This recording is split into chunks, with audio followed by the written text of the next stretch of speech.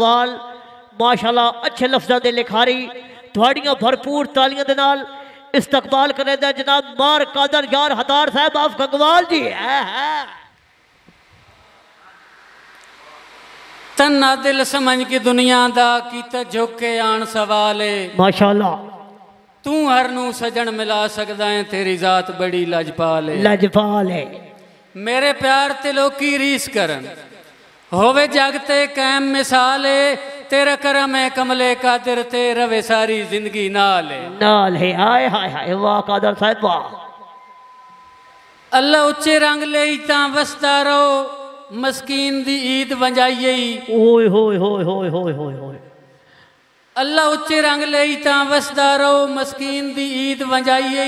क्या बात है मेरे सिर तू भरम दिला के पगड़ी कहीं होर नू सजन बनाइए। वाह वाह ते बन लगदा कुड़ियां चाह के कसमा आ पिड़ दी हार दिवाइए ये अमना कादिर नू खा गए नी सच्चे प्यार नू लीक लवाई। सच्चे प्यार नू लीक लवाई।